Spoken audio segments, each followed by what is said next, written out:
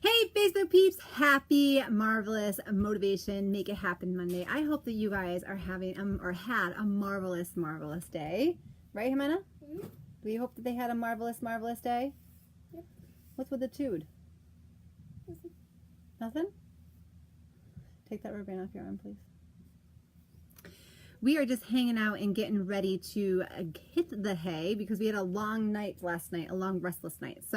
But I wanted to come and clarify to you guys about a post I made earlier. It was me and Jimena, and now I can smile. That's exciting, right? I couldn't smile before because my top lip was all numb from going to the dentist.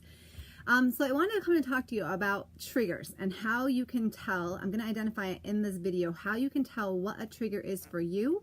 What the benefit of identifying your triggers are, and how by identifying that you can actually be victorious and not run from them. So first and foremost, I open it up by embrace your past, because by doing that, it can help you to be victorious and help you to be a better you from this day and going forward.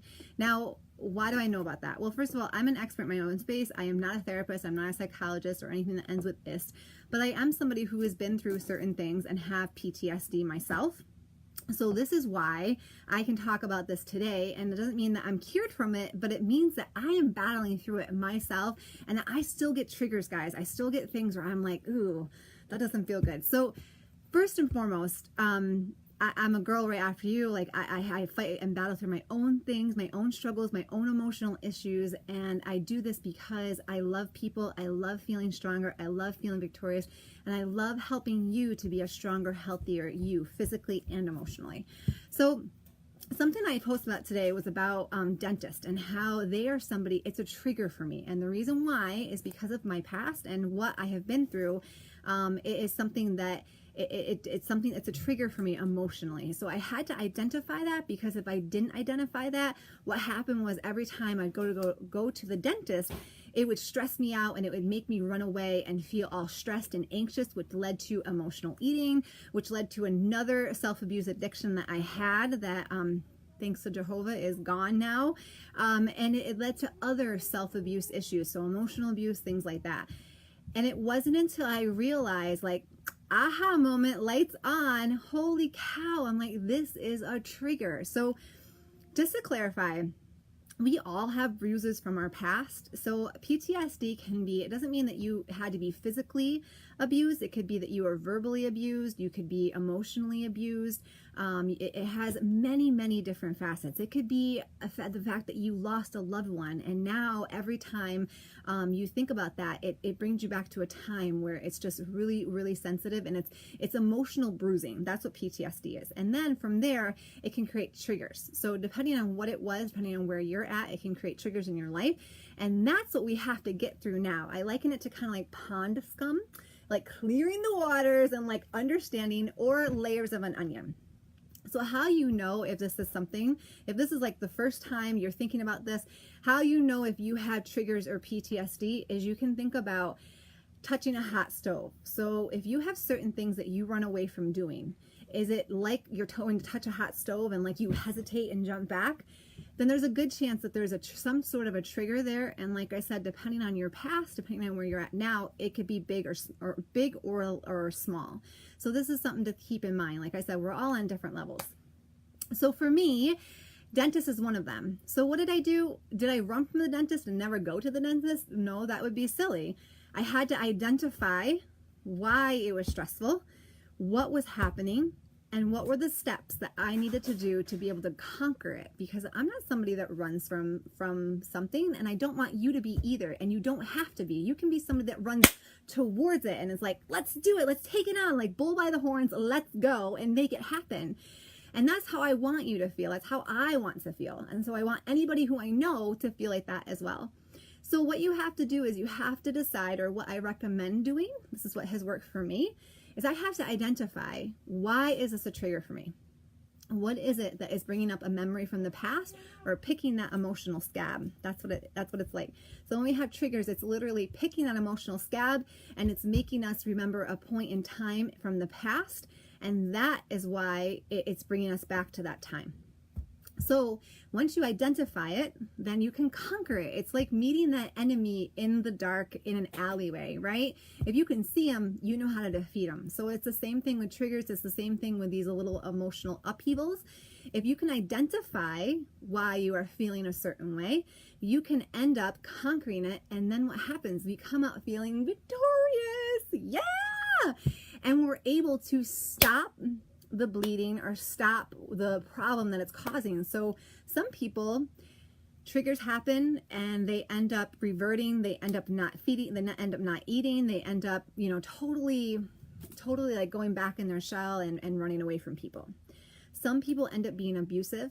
Some people end up being emotional eaters. So they're like, give me those chips, give me that junk, give me that whatever I need to be able to satisfy and to feel good on the inside. So that's what you're trying to do. When you have a trigger or an emotional upheaval, you're trying to patch your child on the inside. Or whenever the abuse happened. It could be when you're an adult. It could be when you're a child. It could be yesterday. So you're trying to actually heal that bruise on the inside and put a Band-Aid over it. And you want to be able to make sure that you're doing it with the right things. So for me, for example, certain things that stress me out, I've realized that exercises was a way to stop a bad addiction I had from the time I was a little girl to the time just a few years ago.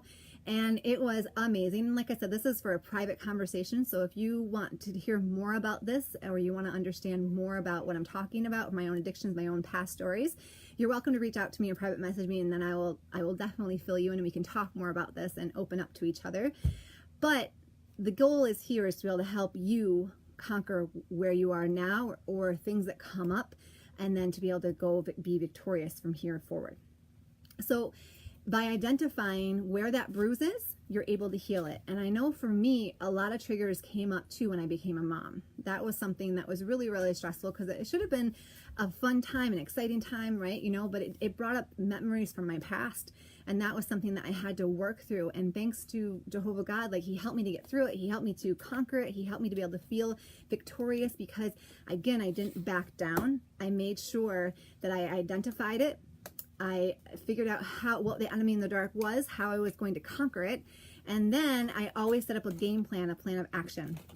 So I made sure that emotionally, I was always telling myself, what I needed to hear, the reverse side effect, the antidote to what we need to be able to get forward. So think about that. Think about if there's something that triggers emotional eating for you, or if there's a habit that you have, maybe it's a self-abuse habit, maybe it's an addiction that you have that you want to kick in the pants, and there's times where it brings it up. Think about what the trigger was, and then you can come out feeling victorious because you can be like, okay, this is the trigger, this is what it was, this is where I need to go, and this is what needs to happen. And from there, you keep doing that, because literally life is like layers of an onion. Sometimes we think that we're completely cured by something, and it's really not. Something else will happen, and it'll trigger it, and it'll bring it back up. So I hope this helps you guys. I hope it's just like another little piece of the story, and to embrace your past. Don't run from it. Embrace it. Use it to build a successful future, and to know that you are amazing, that you can do things because you are the only you, and you're supported and with lots of love. And I love you guys so much. So just keep pushing forward, keep making it happen. Don't ever, ever throw the towel in. Don't ever, ever give up, because you're awesome and you don't know who you're going to inspire. So feel free to message me if you need help with this, or if you want more clarification about what it is, or if you just need extra support, an extra little high five in your corner, because I'm totally here for that. Oh, I'm so glad you guys are on. Hey, Miss Katie. Hey, Christine. Hey, Onyana YMCA. Hey, Denise. Hey, Sandy. YMCA. Laura. I know. That was cool, right? Hey, Miss Katie. Hey, Andrea. You guys are awesome. Thank you so much for tuning in. I hope you guys have an awesome night. And like I said, if I can help you in any way, shape, or form, I'm here to help you and support you and make it happen, because together we are mighty. You guys have a good night. Bye. I want to see it. Yeah, there you go.